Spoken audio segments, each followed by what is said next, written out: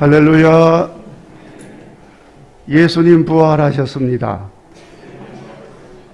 예수님 부활하신 후 첫 번째 주일입니다. 부활의 신앙과 또 소망으로 충만한 은혜로운 오늘 예배 되기를 바랍니다. 자, 그러면은 우리 옆에 있는 분들과 함께 우리 한번 인사합시다. 예수님 부활하셨습니다. 아멘. 자, 우리 다 같이 묵도함으로 부활의 주님께 영광을 돌리는 예배 드리겠습니다.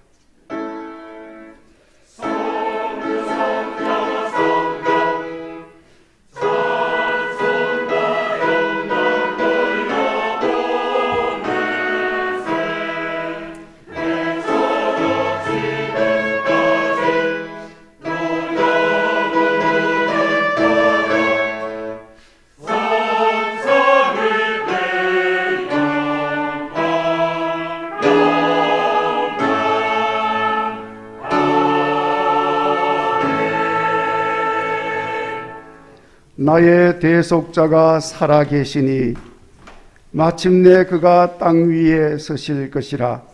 내 가족이 벗김을 당한 뒤에도 내가 육체 밖에서 하나님을 보리라. 아멘. 찬송가 172장 찬송하겠습니다.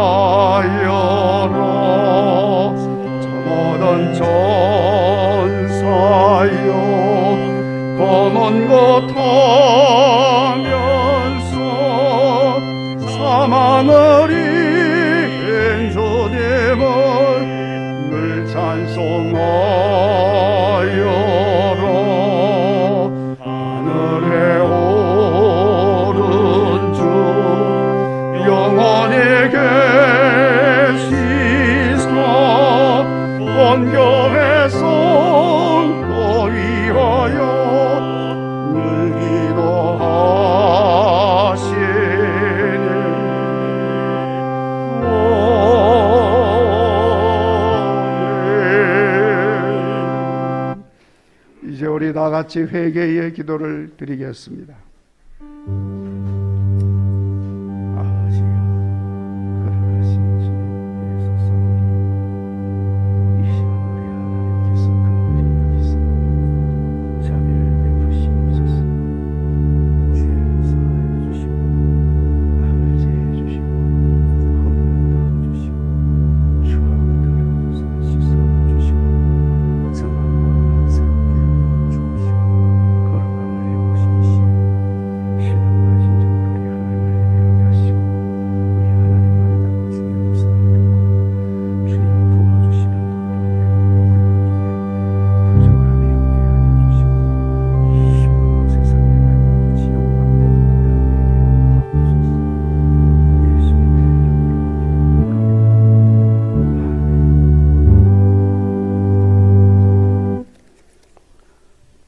회개함과 죄 사함을 주시려고 예수를 오른손으로 높이사 임금과 구주로 삼으셨느니라.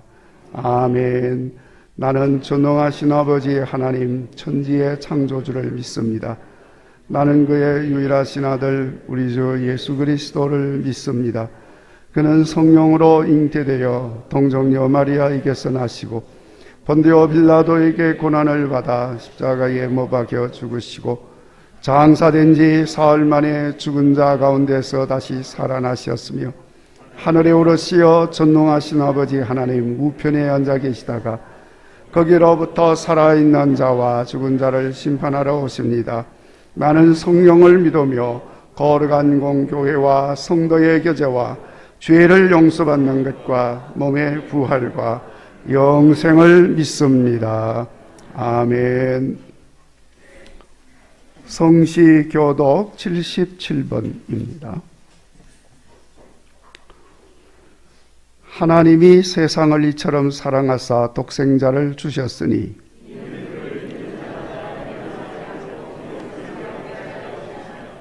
하나님이 그 아들을 세상에 보내신 것은 그로 말미암아 세상이 구원을 받게 하려 하심이라. 믿지 아니하는 자는 하나님의 독생자의 이름을 믿지 아니하므로 그 정죄는 이것이니 곧 빛이 세상에 왔으되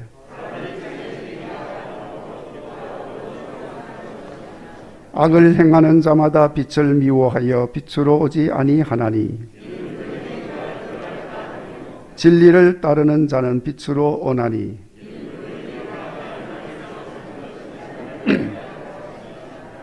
아멘.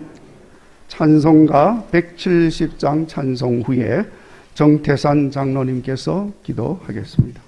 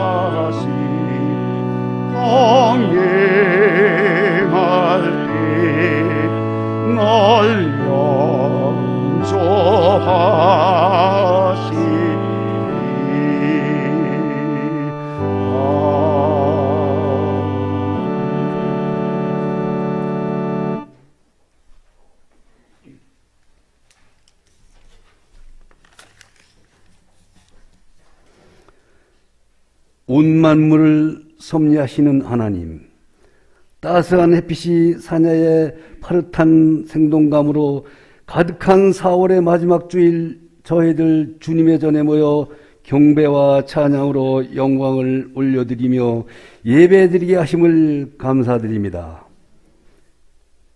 믿음의 성도들 마음과 뜻과 정성을 다하여 참된 평화를 누리고 치유와 회복을 경험하는 복된 예배가 되도록 인도하여 주시옵소서. 어두운 길 터널 속에서 코로나 힘든 세상을 살며 하나님 주신 귀한 직분과 사명을 충실히 감당하지 못한 저희들 부족하고 연약한 신앙을 고백하오니 긍휼함으로 용서하여 주옵시고 정결하게 하옵소서.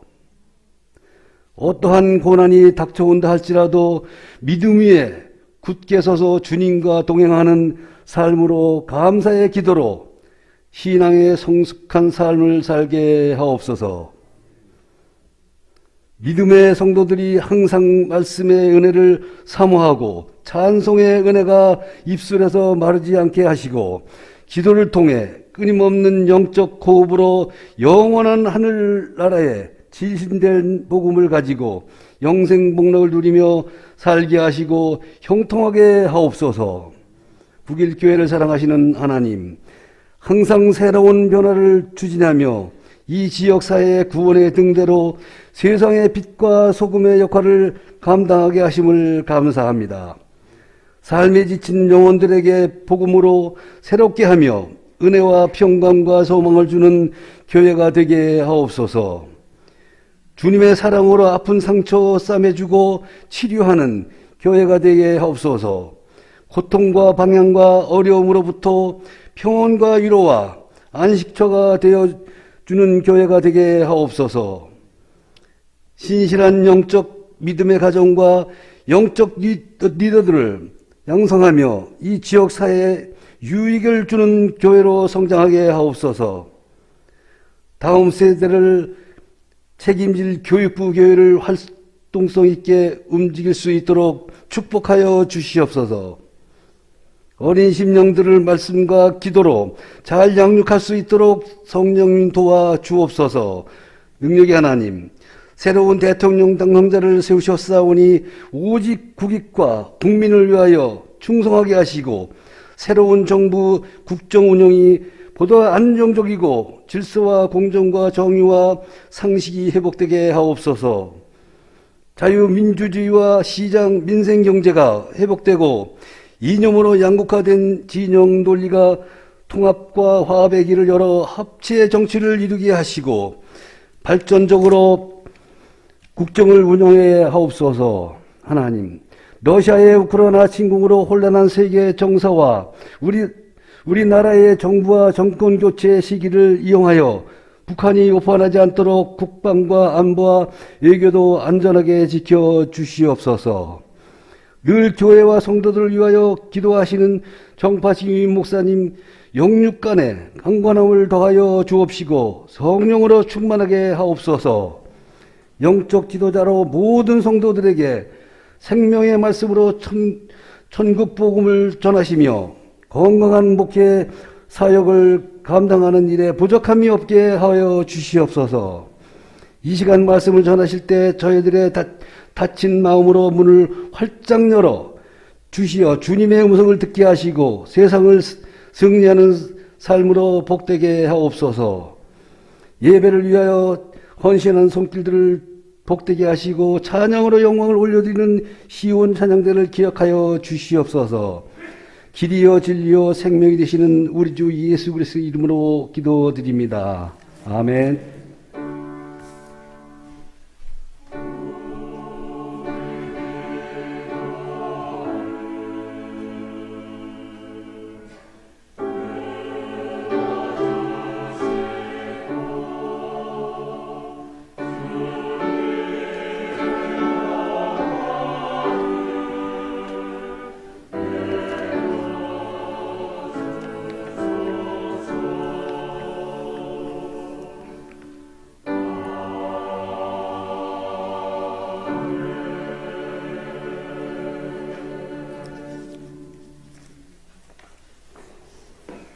교회 소식을 전해드리겠습니다.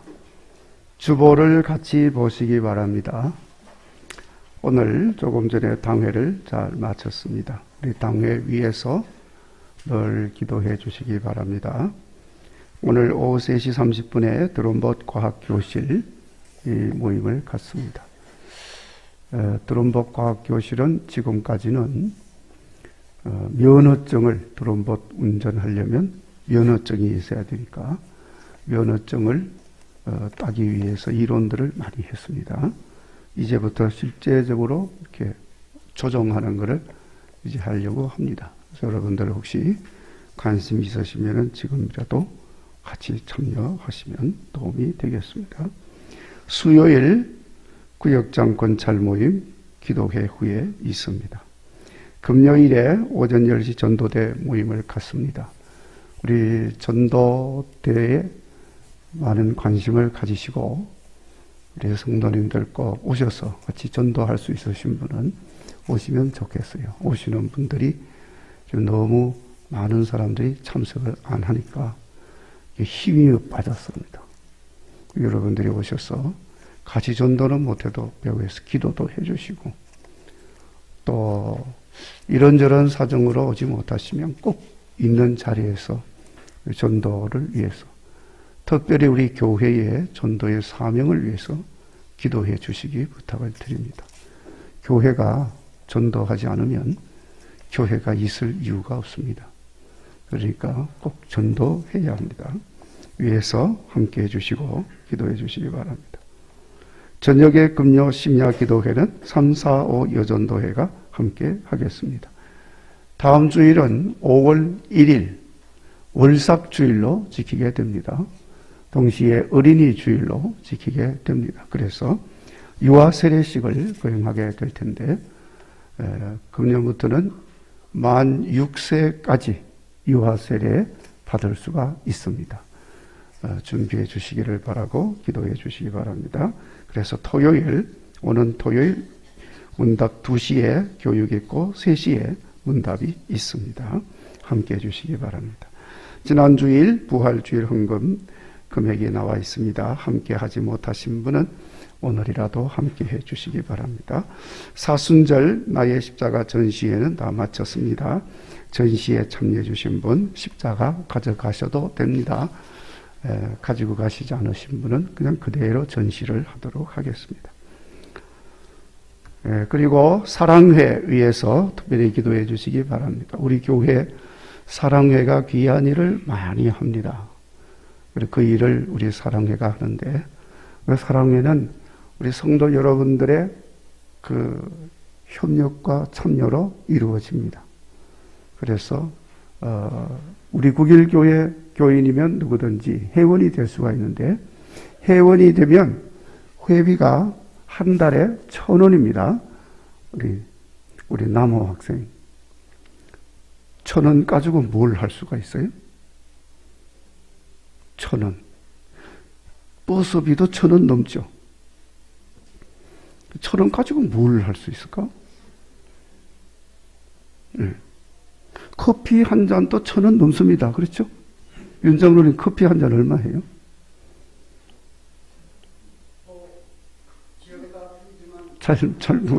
나도 잘 몰라요. 근데 하여튼 1,000원 가지고는 껌 한 통 살 수 있을런가 모르겠어요. 껌. 네. 여러분 회원이 되면 회비가 한 달에 1,000원입니다. 그러니까 여러분 부담 없이 조금만 관심 가지시면 다 참여할 수 있어요. 그러면 그걸 모아서 우리 사랑회에서 귀한 일을 교회 내에 어려운 분들 또 교회 주변에 어려운 분들 특별히 우리 NGO 단체들 지원도 해주고 에티오피아 어린이들 아주 힘들게 살고 있는 어린이들 공부할 수 있는 것도 길도 열어주고 이렇게 우리 사랑회가 귀한 일을 많이 합니다. 여러분 함께 동참해 주시면 대단히 고맙겠습니다. 황건암선 집사님이 49번째 성경을 완필을 했습니다. 이제 50번째 분을 기다리고 있습니다. 네, 지난주에 저희 가정에서 결혼식이 있었는데 여러 가지로 기도해 주시고 축하해 주셔서 고마워서 저희들이 저희 집에서 떡을 하나 준비를 했습니다. 요만한 떡이니까 여러분 부담 갖지 마시고 꼭 받아서 가시면 무겁지도 않습니다. 포켓에도 쏙 들어가니까.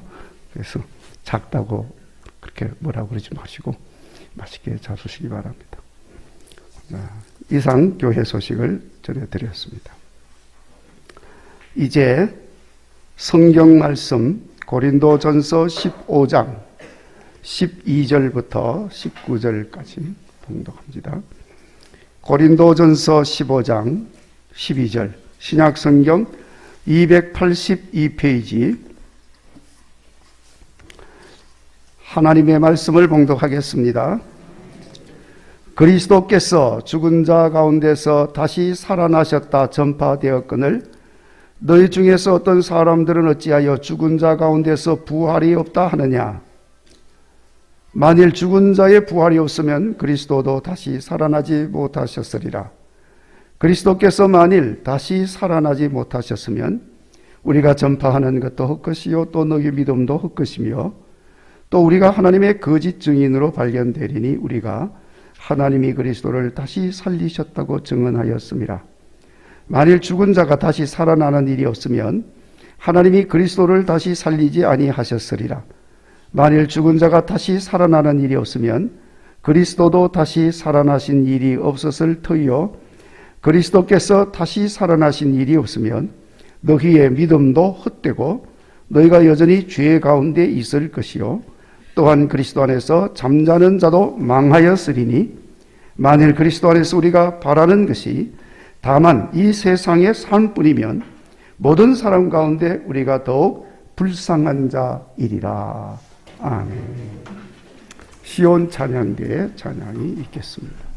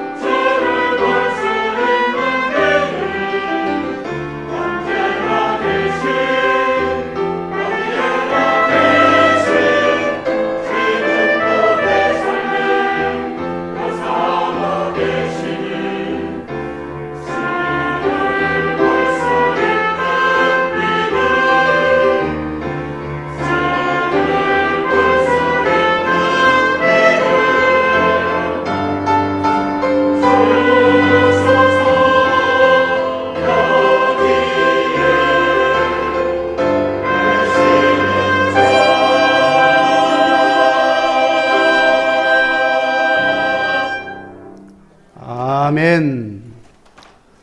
우리 예수님께서 부활하셔서 40일 동안 이 세상에 계시면서 부활하신 것을 나타내 보여주셨습니다. 아무도 예수님 부활이 아니다 하고 말할 자가 없도록 하신 것입니다. 늘 말씀하신 대로 다시 살아나야 할 것이다 하신 말씀을 그대로 이루시기도 하셨고 증거를 하셨습니다. 그래서 우리는 이날 예수님 부활하신 날, 승리의 날, 그래서 주님의 날이라고 부르게 됩니다. 주일이라고 그러죠. 주일. 세상의 사람들은 일요일이다 그러지만 우리는 무슨 날이라고 그러죠? 주의 날, 주일이라고 부르는 것입니다. 가끔 믿는 성도들 중에서 일요일이라고 말하는 분이 계시더라고요. 그러면 저는 괜히 기분이 언짢아요. 저 앞에서는 가능하면 일요일이라고 하지 마시고 뭐라고 그래야 되죠? 주일이라고. 우리 믿는 사람은 주일이라고 부르는 것입니다. 주님의 날, 죽음을 이기시고 승리하신 날, 죄와 사망의 권세를 깨뜨리시고 이기신 날, 할렐루야, 주님의 날입니다. 오늘도 이 주일 기억하시고 우리 하나님께 예배드리는 여러분 가운데 날마다 승리하시기를 간절히 바랍니다. 여러분, 우리 교회 금년에 표가 유익을 주는 교회입니다.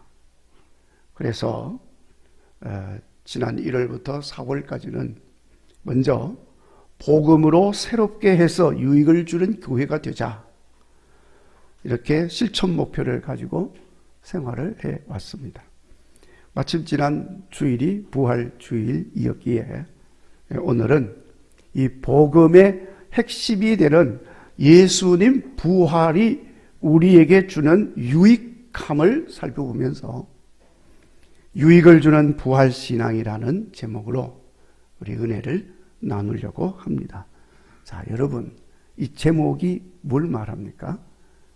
유익을 주는 부활신앙. 그러니까 여러분, 부활신앙을 가지면 뭐가 있어요? 유익이 있다. 유익이 있다. 이 유익이 있는 이 부활신앙을 다른 사람에게 전해주면 어떻게 됩니까? 유익을 주는 것이 되는 거예요. 아멘? 네. 그래서 제목이 유익을 주는 부활신앙. 우리가 유익을 주는 방법이 많이 있지만 그 중에 하나는 부활신앙을 전해주는 겁니다. 이미 여러분, 초대교회 이후로 우리 믿음의 선진들이 이 부분에 대해서는 많은 생각을 하고 기도를 했습니다. 부활신앙이 어떤 유익이 있나? 네. 여러분 혹시 생각해 보신 적이 있는지는 모르겠어요. 그래서 많은 분들이 우리 믿음의 선진들께서 생각도 하고 기도도 하고 그렇게 했습니다. 그렇게 해서 신앙 고백서 중에 여러 가지 신앙 고백서가 있는데 하이델베르크 신앙 고백서가 있습니다. 그 신앙 고백서에 소요리 문답이 있는데 소요리 문답 45번에 그 내용을 말하고 있습니다. 그리스도의 부활에서 얻는 유익이 무엇인가? 질문이에요. 답, 문답이니까 답입니다. 첫째, 주의 부활로 우리를 그의 의에 동참하게 하는 유익이 있다. 둘째, 주의 능력으로 새 생명으로 살아나게 하는 유익이 있다. 셋째, 영광스러운 부활에 대한 확실한 보증이 되는 유익이 있다. 네, 부활신앙은 이렇게 유익하다는 거죠. 자, 여러분 기억이 하나도 안 날 겁니다. 무슨 말을 제가 했는지. 여러분 다음 주일날 주보에 나오니까, 요약에 나오니까 거기 참고해 보시고. 그런데 오늘 말씀에도 보면 사도 바울이 고린도 교회 성도들에게 예수님 부활이 우리에게 주는 유익함에 대하여서 말씀을 하고 있습니다. 오늘 이 말씀은 그 이유가 있습니다. 이 말씀을 하고 있는 이유가 12절에 밝히고 있는데, 예수님께서 죽은 자 가운데서 다시 살아나셨다고 전파되고 있는데 어떤 사람은 어찌하여 죽은 자 가운데서 부활이 없다고 하느냐. 그러니까 고린도 교회 안에는 믿는다고 하면서도 예수님 부활이 없다, 안 믿는 사람이 있다는 거예요. 우리 국일 교회는 그런 분이 한 사람도 없겠지만은 그 고린도 교회에는 안타깝게도 그런 사람이 있었습니다. 그래서 그 사도 바울의 귀에 그게 들어가는 거예요. 사실 그 고린도 교회가 사도 바울이 눈물로 기도하면서 세우는 교회 아닙니까? 근데 바울의 가르침을 받지 않은 나중에 믿는 사람이 들어와 가지고 이제 그런 소리를 하는 사람이 있었겠죠. 그러니까 그 말을 듣고 바울이 지금 이 말을 하는 겁니다. 자, 여러분, 믿는다고 하는 사람이 부활을 부정하고 믿지 않고 있다는 것은 자기 자신을 부정하는 겁니다. 믿는 자의 정체성을 부인하는 겁니다.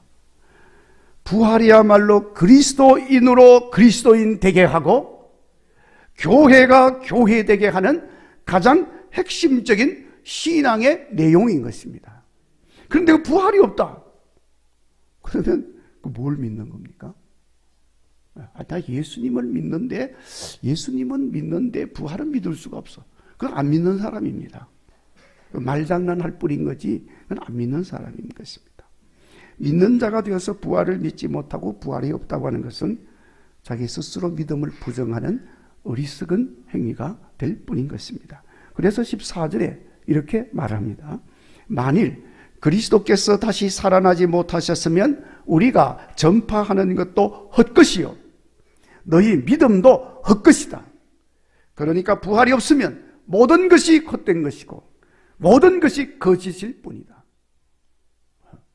대단한 이야기죠. 부활이 모두 다다. 자, 여러분, 우리가 믿고 사람들에게 전하는 부활에 대한 말씀이 헛된 것이 아니고 거짓된 것이 아닌 것은 부활이 사실이기 때문인 줄로 믿습니다. 우리가 죄 가운데 있지 아니하고 정죄에 매이지 않으면 예수님 부활이 확실한 것이기 때문인 줄로 믿습니다. 만약에 부활이 없으면 여러분, 우리는 여전히 죄의 저주로 사망의 권세에 매여서 살 뿐인 것입니다. 그래서 다 죽음에 매여가지고 그렇게 사는 거예요. 여러분, 주변에 가끔 보면 널리 죽음에 억눌려 있는 사람이 가끔 볼 수 있어요. 얼마나 불행한 인생입니까? 그러나 우리가 그렇게 되지 아니하는 것은 예수님 부활하셨고 예수님 부활로 우리도 사망 권세를 이긴다 하는 확신을 가지고 있기 때문에 그런 것입니다. 자, 그리고 역시 우리가 세상을 살면서 낙심할 일을 많이 만나지 않습니까? 또 고통 중에서 절망한 일을 만나서 죽을 것 같아도 아주 절망하거나 낙심하지 아니하는 것은 예수님 부활하셔서 죽어도 다시 살고 절망 가운데서도 희망을 볼 수 있는 영원한 소망을 우리에게 주셨기 때문인 것입니다. 그러니까 여러분, 부활 신앙이 없는 사람은 참으로 불쌍한 사람입니다. 19절에서 말씀합니다. 만일 그리스도 안에서 우리가 바라는 것이 다만 이 세상의 삶뿐이면 모든 사람 가운데 우리가 더욱 불쌍한 사람이 되리라. 그러나 우리가 불쌍한 자가 아닌 것은 예수님 부활하셔서 우리에게 영생의 삶을 주시고 소망을 주셨기 때문이라는 것입니다. 여러분, 이런 걸 생각하고 보면 예수님 부활하셔서 우리에게 부활의 신앙을 주신 것이 얼마나 큰 위로가 되고 힘이 되는지 말로 다 할 수가 없습니다. 여러분, 부활 신앙이 없는 사람은 이 세상의 삶이 다 다라고 생각을 합니다. 여기 다라고 하는 것은 전부요, 모든 것. 이 전부라는 말하고 모든 것이라는 말은 조금 차이가 있지요. 그 영어로 all and everything. 전부요, 모든 것. 이 세상의 것이 그렇다는 거죠. 부활 신앙이 없는 사람은. 그래서 이런 사람의 삶은 결국에는 여러분 공허할 수밖에 없습니다. 고린도전서 15장 32절. 여러분 이 고린도전서 15장은 전부 다 부활에 대해서 말씀하고 있기 때문에 부활장이라고 부릅니다. 우리가 다 읽지는 않았습니다만 거기도 보면은 죽은 자가 다시 살지 못한다면 내가 내일 죽을 터이니 먹고 마시자 하리라. 죽으면 끝이니 그냥 그렇게 먹고 마시고 젊어서 노세 그러는 거죠. 그러면 여러분 뭐 합니까? 그래서 젊어서 놀아봐요. 그래서 자 여러분 젊어서 노세 뭐 그러면서 이렇게 하는 사람들은 참 불쌍한 사람이에요. 뭐 젊었으면 놀아. 젊어서도 놀고 늙어서도 놀고 영원히 놀고 그러면 되지. 여러분 우리가 뭐 사는 게 별거 있습니까? 사실 어떤 면 놀이라고도 있습니다. 어쨌든지 뭐 젊어서 놀자 하는 것은요 내일이 없잖아요. 그래서 그런 말 하는 거 아닙니까? 그러니까 그 말은 즐거워서 하는 말이 아니고 어떻게 보면 절망의 소리입니다. 참 안타깝고 불행한 것입니다. 그러니까 여러분 그렇게 말은 하지만은 그렇게 놀아도 신바람 날 게 있겠습니까? 놀아봐야 공허한 것입니다. 허전한 것입니다. 공허함과 허전함을 그렇게 표현을 하는 거죠. 그러니까 이런 삶을 사는 사람에게는 아무 유익이 없는 것입니다. 아무것도 유익함이 없는 인생이 되는 것입니다. 자, 그러니까 여러분 생각을 해보십시오.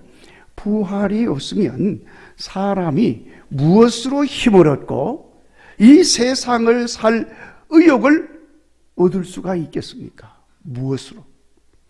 먹어도 즐거움이 없고 뭘 해도 의욕이 없습니다.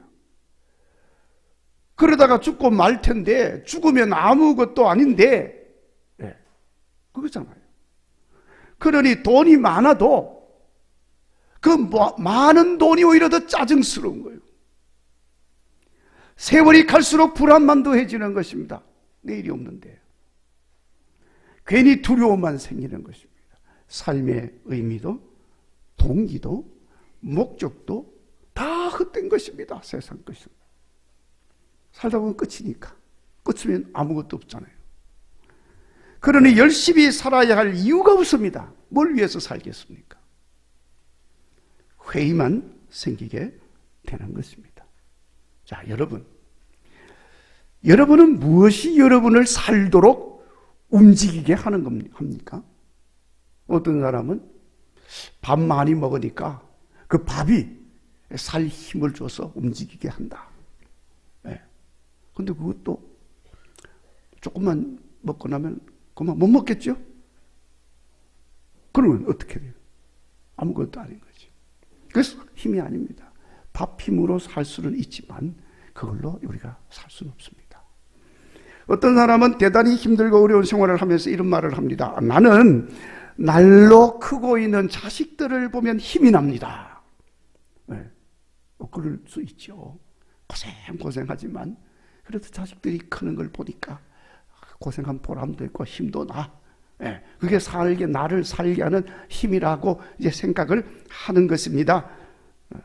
그런데 여러분, 그 자식들이 다 크고 나면 어떡합니까? 내 품에서 떠납니다. 자, 그러면 뭘로 살까요? 무슨 힘으로 살까? 자식이 떠나버렸어. 자식이 나를 움직이게 만드는 힘인데 자식이 다 커서 이제 떠나버렸어. 어떻게 될까요? 공허해지는 것입니다. 힘이 빠지는 거예요. 자식이 없으니. 우리는 그런 것을 둥지증후군이라고 그러죠. 품에서. 자식이 떠나버렸어요. 허전함. 그래서 자식이 나를 살게 하는 힘이라고 생각하고 열심히 사시던 부모님들 중에서 많이 그래서 우울증에 걸리기도 하고 그렇게 되어지는 이유가 거기에 있는 것입니다.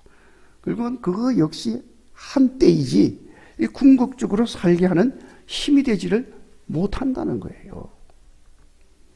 우리를 궁극적으로 살게 하는 힘이 뭘까? 우리로 하여금 살아가게 만드는 움직이게 만드는 게 뭘까? 심리학적으로 사람들이 힘을 얻어서 움직이며 살게 하는 것으로 두 가지가 있다고 그럽니다. 하나는 내부적인 것, 또 하나는 외부적인 것. 내부적인 건 당근. 외부적인 건 채찍. 이 두 가지가 우리를 움직이게 한다는 것입니다. 당근이 주어지니까 힘을 얻습니다. 또 때로는 채찍이 주어지니까 자극이 됩니다. 그래서 힘을 낸다는 거예요. 실제로 여러분, 하나님도 자주 당근 채찍으로 우리를 움직이게 합니다. 그래서 바른 길로 가게 하는 거죠. 당근은 내게 주어지는 보상. 그래서 위로도 받고 또 열심히 더 하고자 하는 동기도 얻게 해줍니다. 채찍은 내게 주어지는 고통이고 아픔입니다. 그러나 그런 채찍이 있기 때문에 내가 그 고통을 극복하고 이겨내려고 하는 힘을 쓰게 되는 것입니다. 당근과 채찍, 어느 것이 더 효과적인 것인지는 경우에 따라서 다를 수 있습니다. 그러나 중요한 사실은 이렇게 해서 우리를 움직이게 한다는 거예요. 자, 그런데 하나님께서 이 두 가지를 한꺼번에 사용하신 것이 있습니다. 그게 바로 부활신앙인 것입니다. 부활신앙은 때로 우리에게 당근이 되고 부활의 신앙은 때로는 우리에게 채찍이 되는 것입니다. 당근이 되는 것은 우리에게 소망을 주기 때문에 힘을 얻게 만듭니다. 채찍이 되는 것은 다시 살기 위해서는 죽어야 하기 때문에 채찍이 되는 것입니다. 중요한 사실은 이러한 것을 통해서 인간은 살아갈 힘을 얻는다는 것입니다. 그러니까 부활신앙이 사람들에게 얼마나 유익한 것인지 말로 다 할 수가 없습니다. 예수님의 부활은 성도들로 하여금 세상을 사는 원동력이요 장차 얻게 될 영광에 대한 보증 수표가 되어지는 것임을 확실히 믿으시기를 바랍니다. 그러므로 여러분, 우리는 이 부활신앙이야말로 진실로 모든 사람을 유익하게 하는 아주 중요한 요소라는 사실을 알 수가 있습니다. 그리고 우리가 이것을 분명히 기억하고 부활의 신앙을 널리 전하는 삶을 살아야 할 줄로 믿습니다. 왜냐하면 전해야 유익하니까. 부활신앙이 아무리 유익해도 다른 사람에게 전해주지 않으면 다른 사람에게 유익하게 할 수가 없습니다. 전해줘야, 이 유익하고 좋은 것 전해줘야 그 사람이 유익을 얻습니다. 나도 유익해지고 더 유익해지는 것입니다. 그러니까 반드시 우리는 이 부활신앙, 유익하게 하는 이 부활신앙을 전해주어야 한다. 어떻게 전해주어야 합니까? 자, 여러분, 지난 부활주일이 지나고 일주일 동안 많은 사람들을 만났을 것입니다. 만났죠? 안 만났습니까? 도대체 몇 사람에게 예수님 부활했습니다 하고 전했습니까? 예. 아이고, 나는 한 사람도 만난 사람이 없어가지고 못 전했습니다. 뭐 그럴 수도 있겠죠. 그런데 많은 사람들을 만났지만은 예수님 부활하셨습니다. 왜 못 전할까? 전하지 못한 건 왜 못 전했을까요? 네. 가장 중요한 사실은 부활에 대한 확실한 믿음이 없는 거예요. 이 부활신앙이 정말로 확실하고 이것이 내게 너무나도 유익하고 중요한 것임을 안다면은 안전하고는 견딜 수 없잖아요. 네. 그래서 여러분, 우리가 부활신앙을 이 유익함을 주기 위한 주는 부활신앙을 전하려면 내 스스로 부활에 대한 확신을 가져야 됩니다. 그 대부분 성도들이 부활을 관념적으로, 개념적으로만 이해를 하고 있는 거예요. 알고만 있는 겁니다. 그래서 부활신앙으로 인한 역사도, 부활신앙으로 인한 능력도, 은혜도 경험하지 못하는 거예요. 그러니까 부활은 나하고는 아무 상관이 없는 것으로 생각을 하는 것입니다. 예수님에게는 아무 상관이 있지 나한테는 아무 상관이 없다고 여기는 것입니다. 그러니까 더 전할 수가 없습니다. 자, 여러분, 우리가 죽으면 다시 산다는 것은 믿어야 역사도 나타나고, 그래서 그 역사로 인해서 우리가 전할 수가 있는 거예요. 오늘 말씀 있는 15장에서 바울은 이 부활에 대한 신앙을 확실히 믿고 살도록 증거를 하고 있습니다. 그래서 우리가 읽지는 않았습니다만 36절에 보시면은 씨 뿌리는 자가 씨를 뿌렸는데 그 뿌려진 씨가 죽지 않으면 어떻게 열매를 맺겠느냐. 그런데 이 씨가, 뿌린 씨가 열매를 맺었다는 것은 어떻게 됐다는 거예요? 죽었다는 겁니다. 죽었는데 어떻게 됐습니까? 열매로 다시 살아났다는 거예요. 이게 무슨 뭐 특별한 것입니까? 아닙니다. 죽어도 다시 사는 것은 특별한 게 아닙니다. 자연스러운 일이다 하는 것입니다. 무슨 뭐 기적 아닙니다. 자연스러운 일인 것입니다. 예수님이 죽으심으로 예수님만 다시 사신 것이 아니라 그것을 믿는 모든 사람들이 다시 새 생명을 얻어 살아나는 역사가 일어나게 된 것입니다. 저와 여러분이 그 사람들입니다. 부활로 인하여 우리가 다시 살아난 사람들이요. 죄에 대해서는 죽고 의에 대해서 다시 살아난 사람들이 된 것입니다. 그것을 믿는 우리 모두는 그걸 분명히 기억하고 우리가 새 생명 얻은 바 부활의 놀라운 은혜를 마음에 새기면서 이 부활의 사실을 증거함으로써 나도 힘을 얻고 너도 유익을 얻고 우리 모두가 유익하게 되어지는 역사 있기를 간절히 바랍니다. 그리고 모든 사람을 유익하게 하는 이 부활 신앙을 전하기 위해서 여러분, 우리는 날마다 죽어야 합니다. 사도 바울은 고린도 교회 성도들에게 부활에 대한 사실을 전하면서 분명하게 말하고 있습니다. 31절에 너희에 대한 나의 자랑을 두고 단언하노니 나는 날마다 죽노라. 날마다 죽는다고 그랬습니다. 날마다 죽으니까 날마다 살아나는 것입니다. 부활한다는 거죠. 여러분, 우리가 날마다 죽지 않으면 부활을 전할 수 없습니다. 왜냐하면 죽어야 다시 살아나기 때문에. 다시 사는 것이 없는 삶인데 어떻게 다시 사는 것을 전할 수가 있겠습니까? 내가 죽지 않으므로 내가 다시 살아나는 경험이 없다면은, 그러면서 부활을 전한다 할지라도 사람들이 말하기를 너나 잘하세요. 너나 잘하세요. 그러니까 여러분, 우리는 날마다 죽어야 합니다. 내 교만함도 죽어야 합니다. 날마다 내 이기적인 삶이 죽어야 합니다. 내 악하고 더러운 마음이 죽어야 합니다. 미워하는 마음도 죽어야 합니다. 원수 맺는 삶도 죽어야 합니다. 날마다 죽어야 합니다.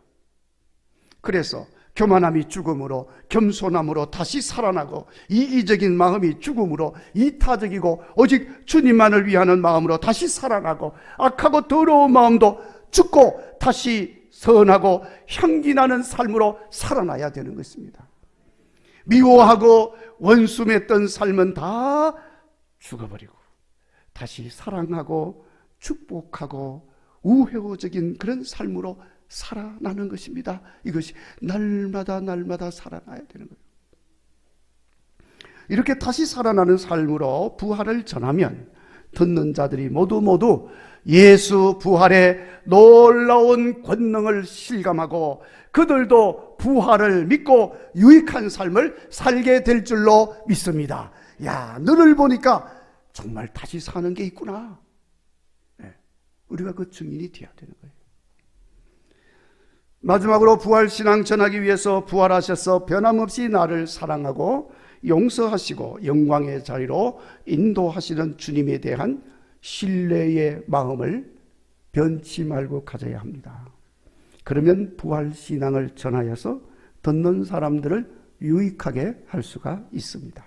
여러분, 실제로 오늘 이 말씀을 하고 있는 사도 바울은 스스로 고백하고 있는 것처럼 자기 자신은 괴수 중에 괴수, 포행자요, 핍박자라고 했습니다.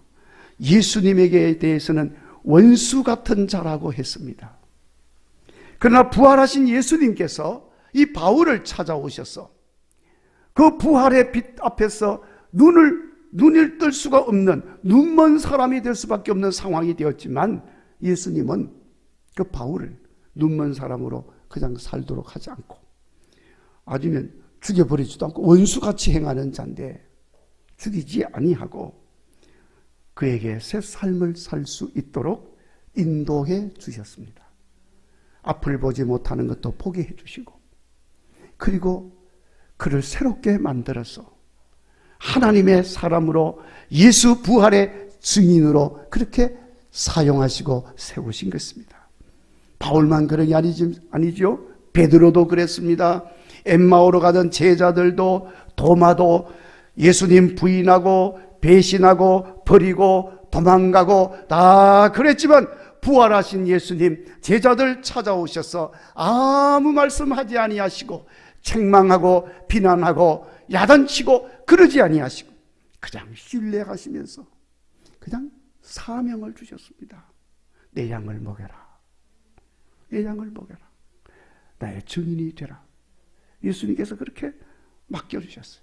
그래서 그들도 우리 주님의 변함없는 사랑으로 그리고 유익한 삶을 살게 되었지만 그들을 통해서 얼마나 많은 사람들이 광명한 빛을 얻고 새 생명의 삶을 살면서 유익한 인생으로 달라졌는지 말로 다 할 수가 없습니다. 그런 사람들이 있어서 오늘 여러분이 있고 저도 있는 거예요. 예수님 신뢰하고 사랑하고 주님의 인도하심을 따라서 살면 많은 사람을 살리고 많은 사람들을 유익하게 하는 부활의 신앙을 넉넉히 전할 수 있는 줄로 믿습니다. 오늘도 부활하셔서 우리 곁에 계셔서 우리와 동행하시고 변함없이 사랑으로 돌보시고 많은 부족함에도 불구하고 용서하시고 신뢰하시고 인도하여 주시는 부활의 예수님을 본받아서 사랑하고 용서하고 신뢰하면서 살아가는 여러분 되시기를 바랍니다. 그래서 예수님 부활하신 역사적 사실을 열심히 전하여서 많은 사람들에게 유익을 주고 이 세상을 유익하게 하는 국일의 성도들이 되시기를 간절히 바랍니다.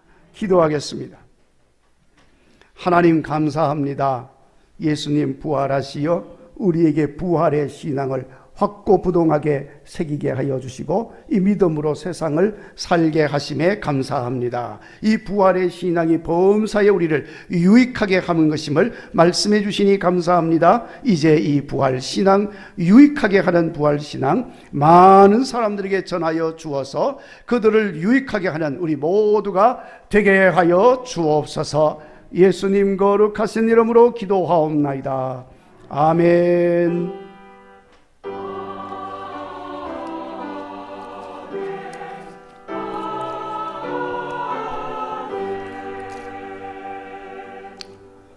이제 우리 다 같이 일어나셔서 봉헌 찬송 우리 하나님께 드리겠습니다.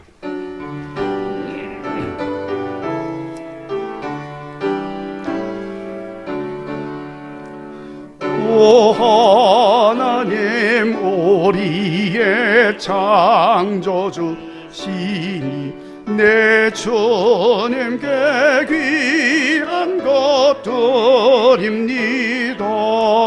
내 주께만 엎드려 경배드리며 내 주의 이름 높이 찬양하네.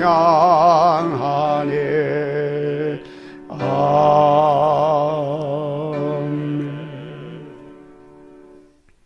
만복의 근원이신 하나님, 우리 하나님의 귀한 은혜 진실로 감사합니다. 우리 주 예수 그리스도의 부활로 인하여 우리의 삶이 의미 있게 하여 주시고 목적이 있게 하여 주옵시고 소망이 있게 하여 주시어서 세상을 살 힘을 더하시니 감사합니다. 하나님 아버지 이렇게 범사에 유익한 부활신앙으로 살게 하시고 오늘도 그 믿음으로 거룩하고 복된 주님의 날 부활을 찬양하며 기뻐하며 주 앞에 나와 예배하게 하심에 감사합니다. 아버지여, 주님의 날 주 앞에 나올 때 빈손으로 나오지 아니하고 이렇게 귀한 예물을 준비해서 우리 하나님께 드리게 하시니 감사합니다. 이제 드린 종들의 아름다운 손길 기억하시고 우리 주님이 약속하신 것대로 그 모든 손길들 위에 만복으로 채워주시옵소서. 영혼이 잘 되어서 강건하게 하시고 기쁨과 평강이 넘치게 해주시며 육신이 건강하게 하여 주옵소서. 아픈 것이 없게 하여 주옵소서. 오장육부 사지백체 팔다리 튼튼하고 건강하게 하여 주시어서 믿음의 길이 복되게 하여 주옵소서. 종들의 가정을 축복해 주시어 평안하게 하시고 어려운 일 없게 하여 주옵소서. 자녀들을 축복해 주시옵소서. 자녀들이 잘되게 해주시고 형통하게 하시고 믿음의 길 복된 길 잘 걸어가게 하여 주시고 우리 하나님 앞에 귀하게 쓰임받아 날마다 감사하며 살게 해 주옵소서. 종들이 하는 일들마다 땀 흘리며 수고하는 것마다 열매 맺게 하여 주시고 형통하게 하여 주옵소서. 이 모든 일들로 인해서 우리 하나님 살아계시고 살아계신 하나님이 이렇게 축복해 주심을 모든 사람들이 보게 하여 주옵소서. 귀한 물질이 몸된 교회를 통해 쓰여질 때도 오직 하나님의 거룩한 뜻 이루어지게 하시고 우리 국일교회 이 시대에 꼭 필요한 교회, 하나님 마음에 합한 교회 되게 하여 주옵소서. 예수님 거룩하신 이름으로 기도하옵나이다. 아멘. 찬송가 159장 찬송하고 축도하겠습니다. 잠깐만. 여기 오늘 성경 필사한 거 지금 여기 갖다 놨네요. 자, 지금 이거 전하는 시간, 여러분 자리에 좀 앉으시기 바랍니다.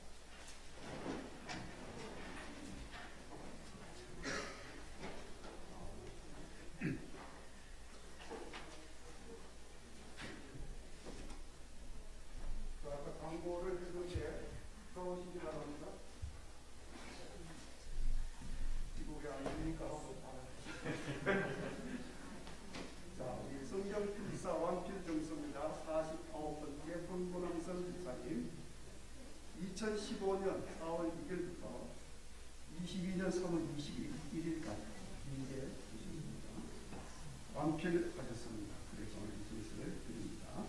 그런데 여러분 이 성경을 꼭 또 한번 소개를 좀 해드려야 되겠고요. 여기 보시면은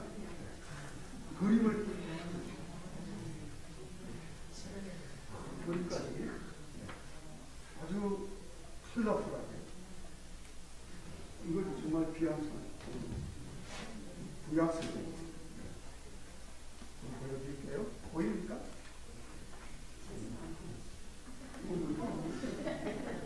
보입니다.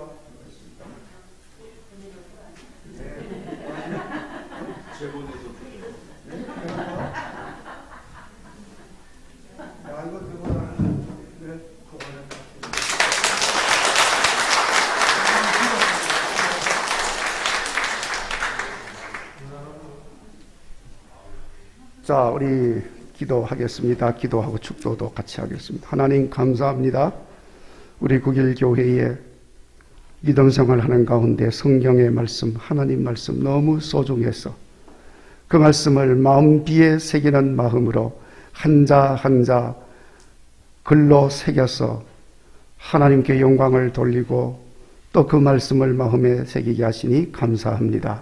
특별히 우리 황보 집사님 이렇게 성경을 모두 완필해서 우리 모든 성도들이 보는 가운데서 이렇게 전달하게 하심에 감사합니다. 성경 말씀 사모하는 마음 식어지지 않게 하여 주시고 말씀으로 살아 말씀의 능력이 나타나는 것을 보게 하여 주시옵소서. 또 우리 성도들 가운데 계속해서 이 성경을 쓰고 있는 사람들 위로해 주시고 격려해 주시고 힘을 다해 주셔서 성경을 쓰면서 큰 은혜 받게 하여 주옵시고 또 쓰지 않고 계시는 분들도 또 자극을 받아서 동기를 얻어서 성경 말씀을 마음비에 새기며 기록해 나갈 수 있도록 축복해 주옵소서. 예수님 거룩하신 이름으로 기도하오며 이제는 우리 주 예수 그리스도의 은혜와 하나님 아버지의 만극하신 사랑과 성령님의 교통하심과 인도하심과 충만하심이 하나님께 예배드리고 주신 말씀 마음에 담고 범사에 유익을 주는 부활의 신앙을 가지고 살 뿐만 아니라 많은 사람들에게 전하여서 유익을 주는 성도가 되고 교회가 되겠노라고 마음에 다짐하고 세상을 향하여 나가는 모든 성도들 가운데 우리 교회 위에 이제로부터 영원히 함께 하옵시기를 축원하옵나이다. 아멘.